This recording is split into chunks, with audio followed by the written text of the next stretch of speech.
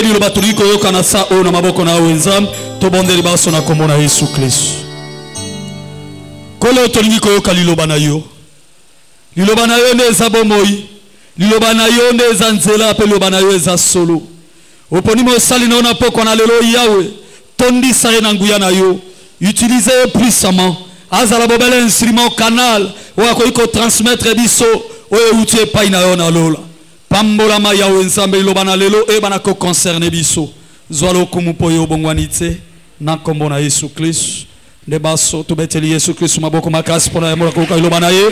Betela Yesu maboko. Beta maboko bien pour Yesu Kristo. Uda kopé sa pe milolo pour Yesu Kristo. Alléluia. Otali voisin na yo bien opesier mbote oyebisie na lingio na bolingo na nkolo. Saye nzamba pambola ye.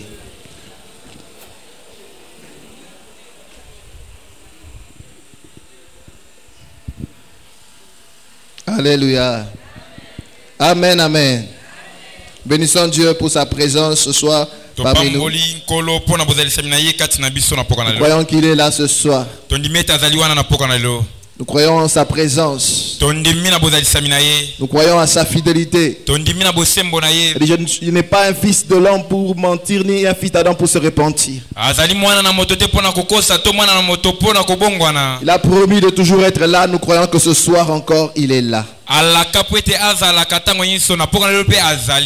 Puis le dimanche, nous commençons à nous parler de Jésus-Christ est le même hier, aujourd'hui et éternellement. Nous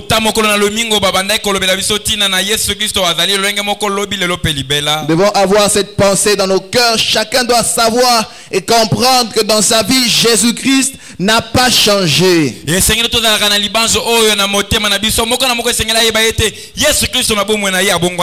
un Dieu capable, un Dieu tout-puissant. Il n'a pas changé depuis le commencement. Ce soir, nous continuons dans la même pensée. On parlait de la victoire de Jésus-Christ. La victoire de Jésus-Christ sur la maladie. La victoire de Jésus-Christ aussi sur tous les problèmes que nous pouvons vivre dans notre vie. Voulons ce soir que chacun de nous ait cette pensée qu'il est dans la victoire en Jésus-Christ. Nous voulons un peu insister sur la maladie. Mais en parlant de la maladie, nous parlons aussi de tous les problèmes que nous pouvons avoir dans la vie. Alléluia. Amen. Nous devons comprendre qu'il y a beaucoup de types de maladies dans la vie d'un homme. Ou je voudrais dire beaucoup de sources de maladies dans la vie d'un homme. Toutes les maladies n'ont pas la même source. Toutes les maladies ne sont pas causées par les mêmes problèmes, n'ont pas les mêmes causes, pardon, j'allais dire. Nous allons essayer un peu de voir quelques causes de maladie ou quelques sources de maladie pour comprendre le problème que nous avons. Des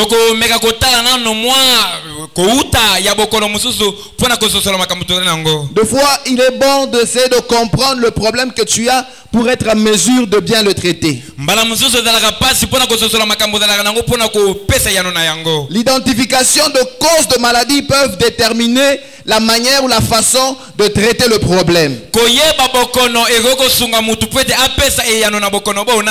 La Bible nous montre plusieurs malades dans la Bible avec des sources différentes. La première source que nous allons voir, c'est la source originelle qui est la désobéissance ou le péché. Nous savons que quand Adam et Ève ont péché, tout ce que nous connaissons de mal est entré dans l'humanité. La maladie, la malédiction, l'infirmité, la mort est entrée dans l'humanité. À cause du péché. C'est ça qui a provoqué tout ce que nous pouvons connaître aujourd'hui. Nous allons voir quelques sources particulières de la maladie. C'était la source originelle. Mais nous allons voir quelques sources particulières de la maladie. La première source, c'est la source naturelle. Quelqu'un peut tomber malade naturellement.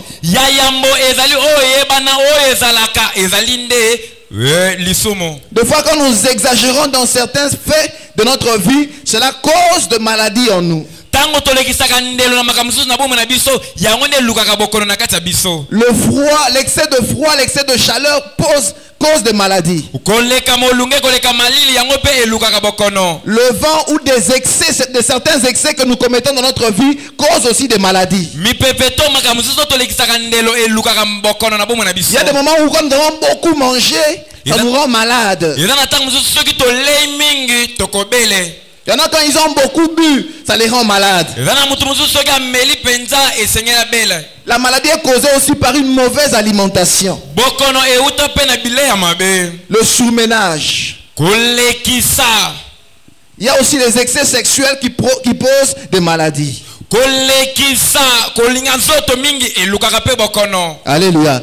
C'est une source naturelle de la maladie. Nous voulons insister pour dire que même si c'est une source naturelle, Jésus est capable de guérir cette maladie-là.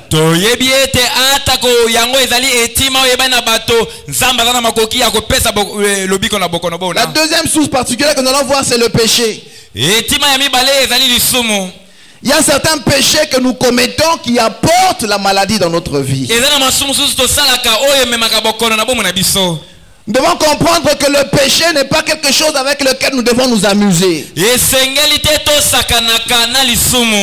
Aujourd'hui, le chrétien ne sait plus voir le péché, ne sait plus prendre le péché en horreur. Le chrétien peut pécher comme il veut, il sait que Dieu va le pardonner. Dans le péché, on ne peut pas s'amuser avec le péché. Voilà que l'apôtre Paul traite le péché comme de la boue.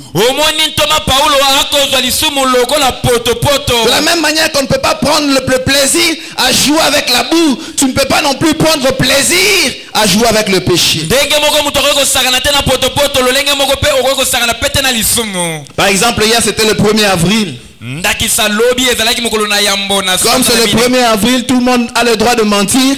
Tous les chrétiens aussi se sont mis à mentir hier. Il dit non, c'est le 1er avril, poisson d'avril. Bien-aimé, le péché est quelque chose avec lequel tu ne peux pas t'amuser. Le péché peut causer des problèmes ou des maladies dans ta vie. Nous voyons dans la Bible que certains péchés que nous commettons peuvent nous apporter des maladies ou des infirmités. Par exemple, le non-respect des engagements ou des vœux que nous avons pris devant le Seigneur.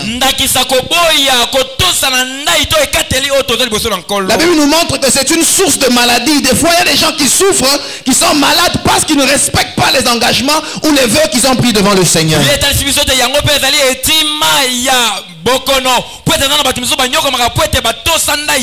La Bible nous montre aussi ceux qui prennent la Sainte Seine à la légère. C'est la cause aussi des maladies dans la vie des chrétiens.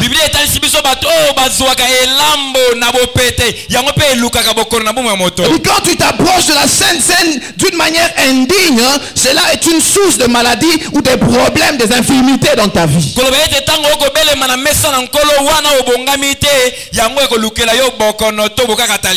Paul en parle, il dit il y a certains parmi vous qui sont devenus infirmes parce qu'ils se sont approchés indignement de la table du Seigneur.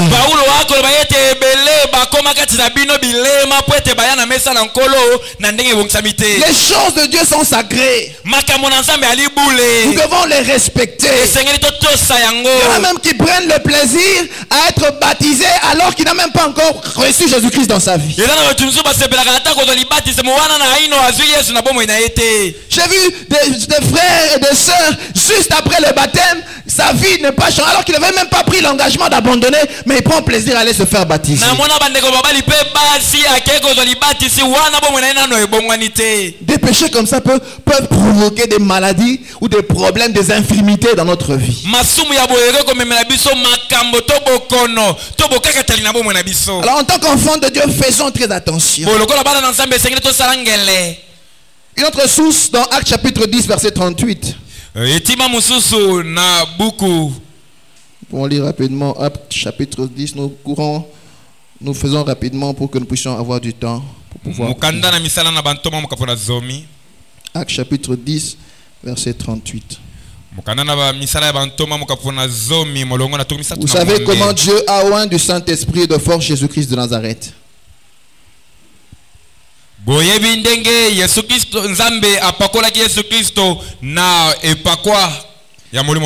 Il allait de lieu en lieu faisant du bien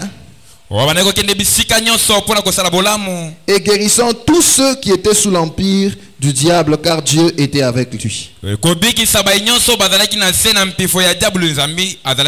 nous montre qu'il y a des gens qui sont malades parce qu'ils sont sous l'emprise de Satan. Il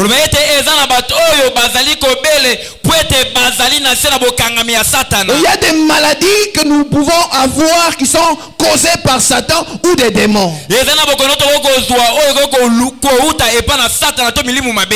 Il y a des maladies qui viennent même des sorciers, des mauvais sorts des sorciers. Alléluia. Amen. Quand on n'est pas sous la protection de Dieu, quand on est sous l'emprise du diable, le diable peut jeter des maladies sur nos vies ou des problèmes comme il veut.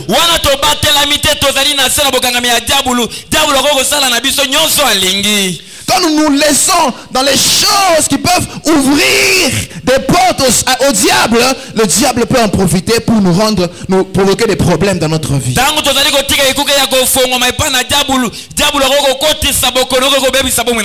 Un jour tu es allé voir un féticheur. Tu as mis les pieds dans la maison d'un féticheur. C'est une porte d'entrée des démons. Tu es allé chez des marabouts. Tu as fait des pactes de sang. Tu as fait certaines pratiques que le féticheur t'a demandé de faire. Tu es allé voir certains médecins praticiens. Sache que des fois c'est des portes que nous ouvrons au diable. Alléluia. Amen. Quand tu vas dans des endroits comme ça, sache que tu es en train toi-même d'ouvrir la porte à Satan. Et le diable peut avoir de l'emprise sur toi. Il peut t'oppresser avec des problèmes, avec des maladies, parce que tu as ouvert une porte. Voyons aussi qu'il y a des paroles de malédiction qu'on peut prononcer sur quelqu'un. On peut prononcer sur une famille. Et on voit des gens de la maison souffrir d'une maladie parce qu'il y a un oncle qui avait prononcé des paroles. Il y a des sacrifices que la famille peut faire qui peuvent être de porte d'entrée de la maladie ou des problèmes dans la vie des enfants.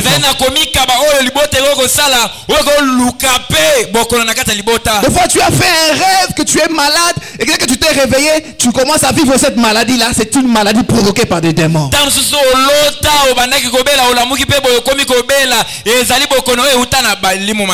Tu es entré en contact avec des féticheurs ou des objets que des féticheurs ont donnés. Ça peut être aussi une porte d'entrée de maladies provoquées par des démons.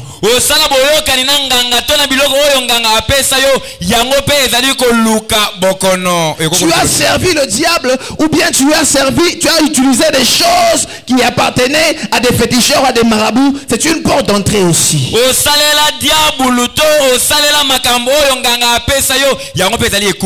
Voilà qu'il y a des gens aussi qui ont des maladies héréditaires de père en fils ou des maladies ou de mère en fille. Ce n'est pas normal. Il y a aussi des maladies chroniques qui reviennent chaque année, chaque fois. Les maladies incurables aussi ne sont pas normales. Mais il y a aussi des maladies que nous provoquons nous-mêmes par nos pensées, nos sentiments ou nos émotions. Tellement que nous avons des pensées négatives, tellement que nous avons des inquiétudes, des soucis, ça cause aussi des maladies dans la vie des gens. La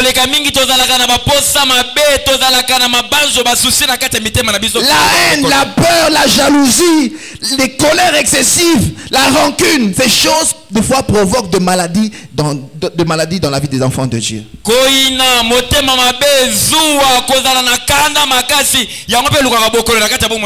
Des raisonnements dépassés, au lieu de dormir, tu ne fais que raisonner. Des fois, ça crée des maladies comme des problèmes de tension, des maladies comme des gastrites, des maladies comme des AVC. Vous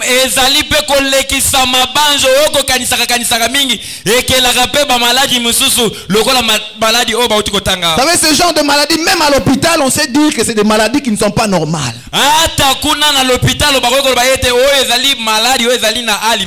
Il y a certaines maladies, quand le médecin commence à te traiter et tu vois qu'il n'y a pas de guérison, il va te poser des questions. Est-ce que tu as des problèmes? Est-ce que tu as fait quelque chose d'anormal qui provoque cette maladie-là en toi?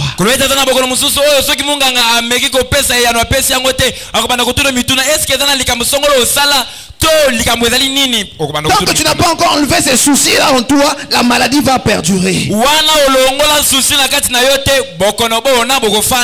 Des fois, on étouffe des sentiments en nous, on ne veut pas les exprimer, ça provoque aussi des maladies. Alléluia. Amen. Toutes ces choses viennent créer des maladies chez les païens comme chez les chrétiens aussi. Et des fois, il est conseillé même de voir les hommes de Dieu pour leur dire quel problème tu as, pour pouvoir être guéri de cette maladie. Des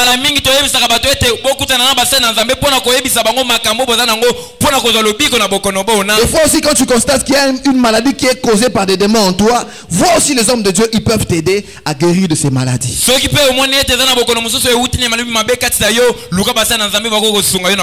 que les maladies ont plusieurs sources, les problèmes ont plusieurs sources dans notre vie.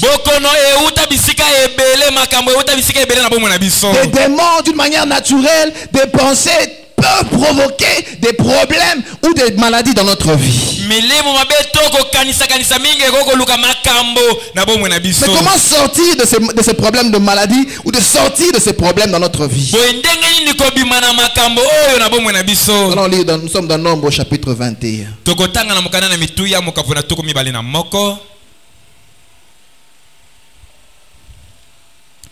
Du 4e au 9e verset.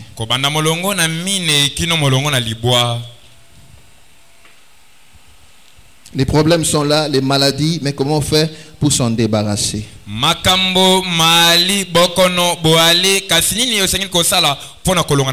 Certaines erreurs que nous avons commises dans la vie ont provoqué des maladies incurables en nous. Comment faire pour s'en débarrasser?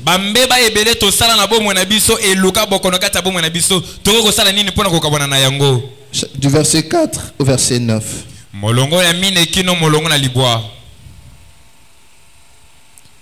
Il partit de la montagne de Hor par le chemin de la mer Rouge pour contourner le pays d'Édom. Le peuple s'impatienta en route et parla contre Moïse et contre Dieu. Pourquoi nous avez-vous fait monter hors d'Égypte pour que nous mourions dans le désert? Car il n'y a point de pain, il n'y a point d'eau, et notre âme est dégoûtée de cette misérable nourriture. Alors l'Éternel envoya contre le peuple des serpents brûlants. Ils mordirent le peuple et il mourut beaucoup de gens en Israël. Le peuple vint à Moïse et dit: nous avons péché car nous avons parlé contre l'Éternel et contre toi. Prie l'Éternel afin qu'il éloigne de nous ces serpents. Moïse pria pour le peuple. L'Éternel dit à Moïse: fais-toi un serpent de rein, place-le sur une perche. Quiconque aura été mordu et le regardera conservera la vie.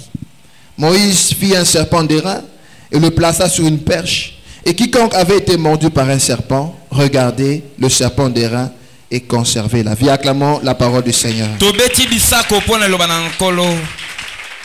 Dans ce passage, nous voyons comment le peuple de Dieu avait commencé à connaître la mort à cause du péché. Ils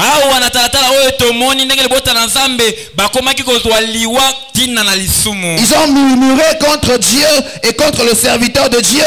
Dieu leur a envoyé un fléau. Dieu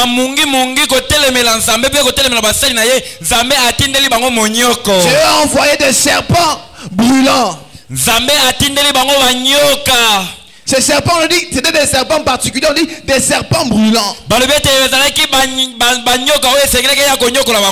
dit quiconque avait été mordu par ce serpent connaissait la mort. La Bible dit que beaucoup de gens en Israël sont morts ce jour-là à cause de ces serpents brûlants. Oui, comme je disais, le péché peut provoquer la mort dans la vie d'un enfant. Moïse, ils sont venus vers Moïse, ils sont repentis, ils ont dit à Moïse, prie pour nous pour que le Seigneur puisse retirer ces serpents.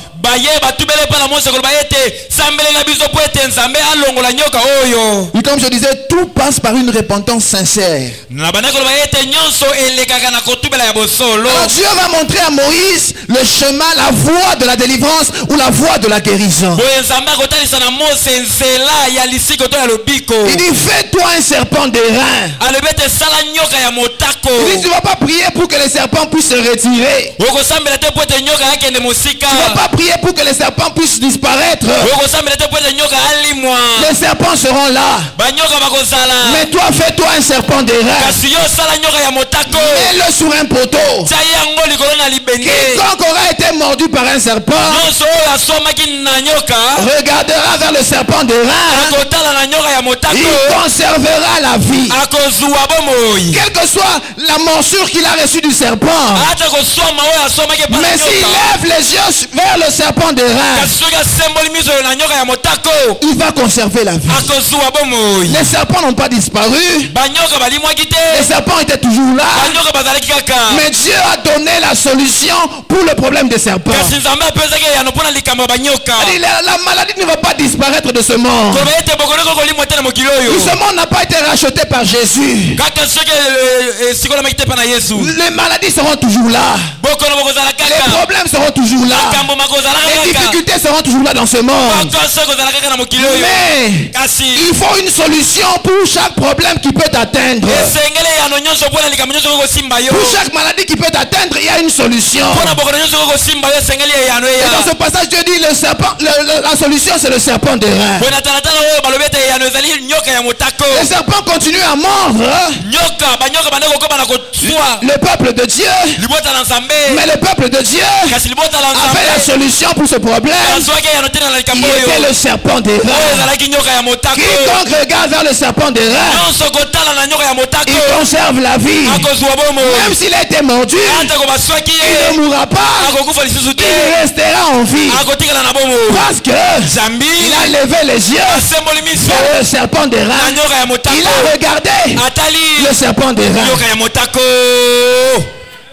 Ça veut dire quoi regarder le serpent d'airain? Regarder le serpent d'airain, ça veut dire s'identifier au serpent d'airain. Même si tu as été mordu, regarde le serpent d'airain. Et dis-toi que je ne suis pas quelqu'un qui peut mourir de la morsure. Parce que je suis de la nature de l'airain. Même si le serpent m'a mordu, si j'étais un homme normal, j'allais mourir. Mais comme je me suis identifié à l'airain, je ne mourrai pas. Alléluia. Amen. Mais c'est quoi l'airain? La nature de l'airain c'est quoi? Nous regardons dans le tabernacle. Quand nous entrons dans le tabernacle, nous trouvons le parvis. Il y a deux éléments qui sont importants qui sont dans le parvis. C'est la cuve d'airain. La cuve d'airain et l'autel d'airain.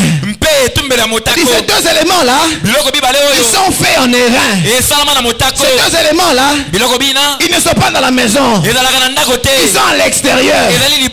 Ils connaissent la chaleur du soleil. Et puis c'était dans le désert. Quand la chaleur vient, La cuve des reins, l'autel de l'Holocauste était exposé à ces choses-là. Mais ils étaient résistants parce que ils avaient la nature de l'airain.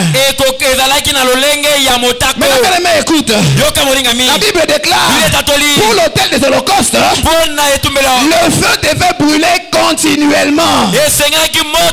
On ne devait pas éteindre ce feu-là.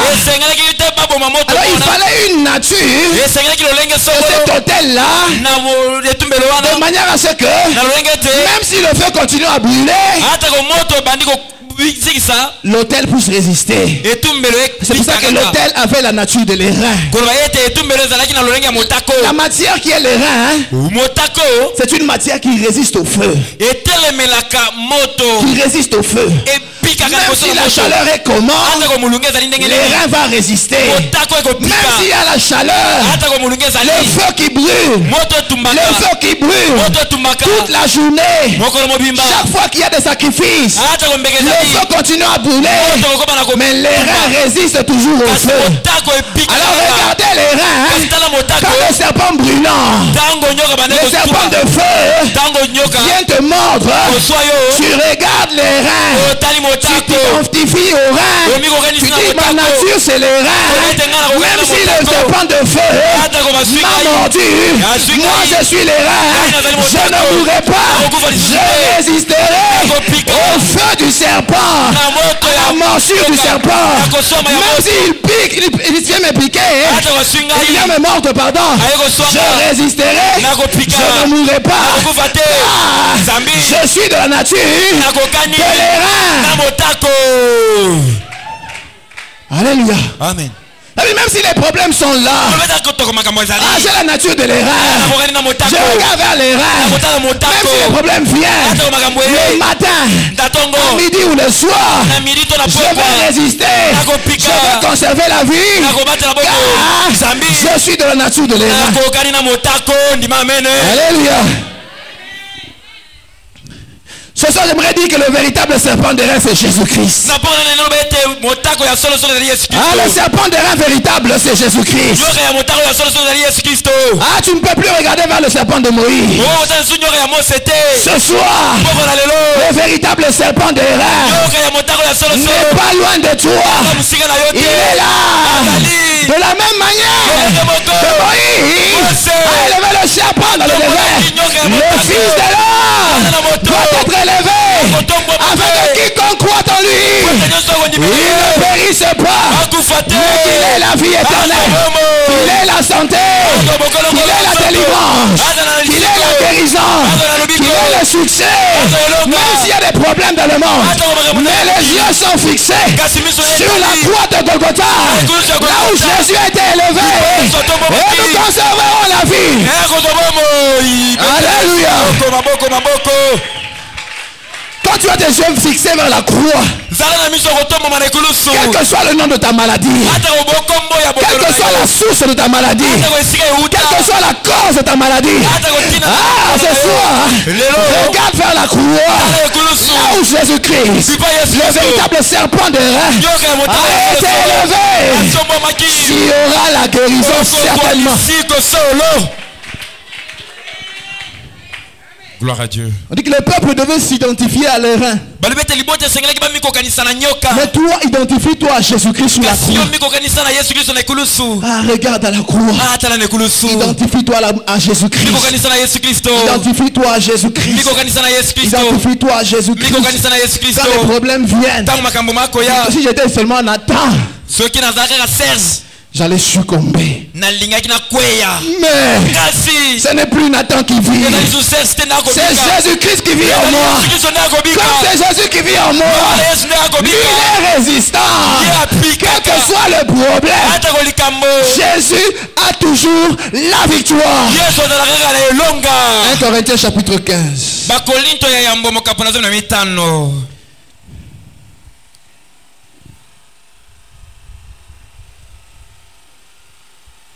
Versets 55 à 57.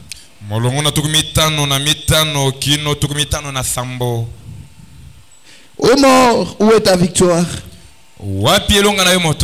Ô mort, Oh mowe wapi lisiko na yo. Oh liwa. Oh mort, où est ta victoire? Liwa elonga na ezali wapi? Oh mort, où est ton aiguillon? Liwa wapi nkele na yo? L'aiguillon de la mort, c'est le péché. Nkele ya liwa ezali somo. Et la puissance du péché, c'est la loi. Mais grâce soit rendue à notre Dieu qui nous donne la victoire par notre Seigneur Jésus-Christ. Acclamons cette parole qui est très bien. Oh mort, où est ta victoire? Ce soir tu es malade, dis oh maladie, où est ta victoire? Oh chômage, où est ta victoire? Oh mort, le dernier ennemi, où est ta victoire? Alléluia. Amen. Mais grâce soit rendue à notre Dieu qui nous donne la victoire, qui nous donne la victoire par notre Seigneur Jésus-Christ. Une autre version, la version Chouraki, dit ceci: gloire soit rendue à notre Dieu qui nous donne la victoire par notre Adam, Jésus-Christ. Alléluia. Amen. Si toi tu as encore la nature de l'ancien Adam, quand la maladie va venir, tu vas tomber. La mort va te faire tomber. Les problèmes vont te faire tomber. Le chômage va te faire tomber. Mais dis-toi, je ne suis plus de la nature du premier Adam. Je suis de la nature du deuxième Adam. Oh Jésus-Christ, j'ai la victoire. Dieu nous a donné. Maman, Dieu t'a donné. Papa, Dieu t'a donné. Il nous a donné la victoire. La victoire qu'il a acquise à la croix. Sur la mort, sur la maladie, sur les problèmes, il te l'a donné. Reçois la victoire ce soir. Il t'a donné la victoire. Reçois la victoire ce soir. Il t'a donné la victoire. Reçois la victoire ce soir. Jésus-Christ t'a donné la victoire. En Jésus-Christ, nous sommes dans la victoire. Le second Adam, sa nature, c'est une nature de victoire. C'est une nature de victoire. Ah, regarde au second Adam. Regarde toujours Jésus-Christ. Regarde toujours la croix de Golgotha. C'est ça, ma nature. Je résiste à la maladie. Alléluia. Amen. Il n'y a plus de doute. Tu as cette victoire. Il faut la proclamer. Ce soir, nous allons proclamer la victoire. Oui, c'est maladie, tu as été vaincu. Et cette victoire-là m'a été donnée. Tu as été vaincu et cette victoire m'a été donnée. Alléluia. Amen. Ça me rappelle l'histoire de David. Tous avaient peur de Goliath. Tous nous avions peur de la maladie.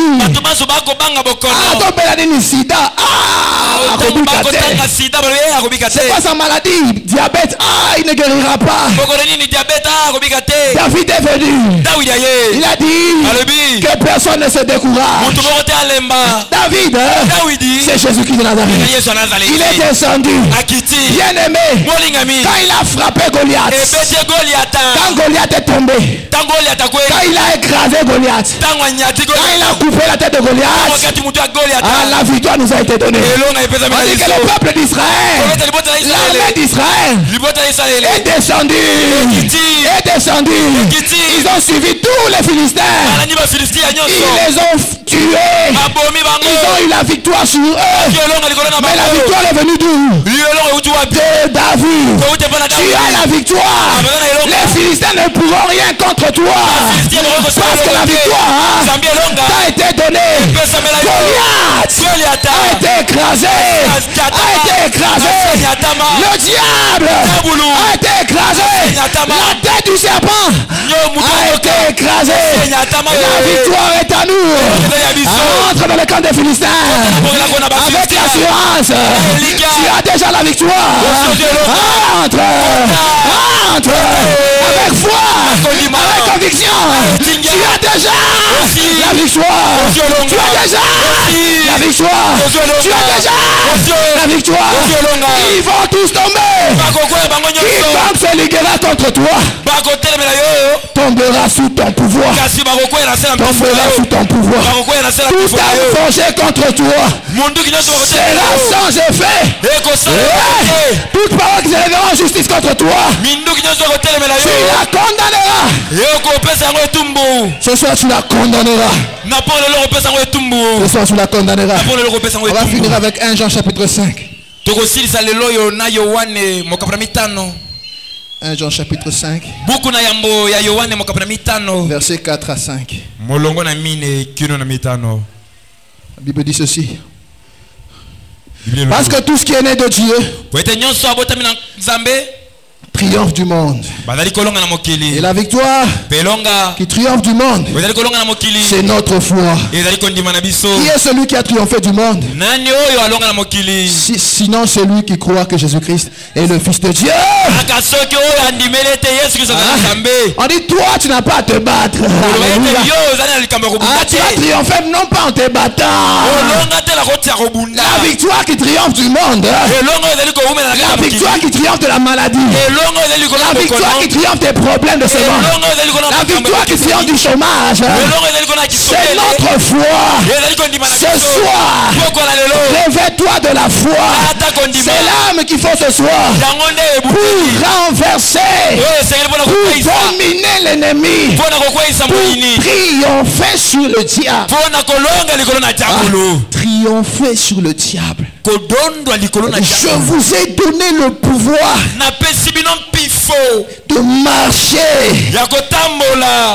de marcher sur les serpents, sur les scorpions et d'écraser toute la puissance de l'ennemi. Tu peux ce soir écraser. Ce soir tu peux écraser. Commence à imaginer cela parce que la foi il faut voir. Que les yeux de la foi commencent à voir. La maladie est par terre, tu l'écrases. Ton problème est par terre, tu l'écrases. Ah, ton chômage est par terre, tu l'écrases.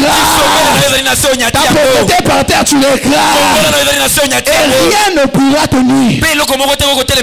Ce soir, que la victoire de Jésus-Christ soit notre victoire. Au nom de Jésus-Christ.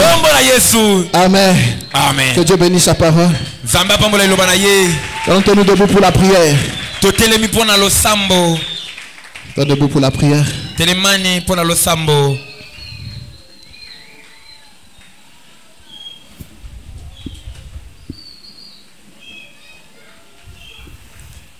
Tu as écouté la parole de Dieu. Que tes yeux sont fermés s'il te plaît.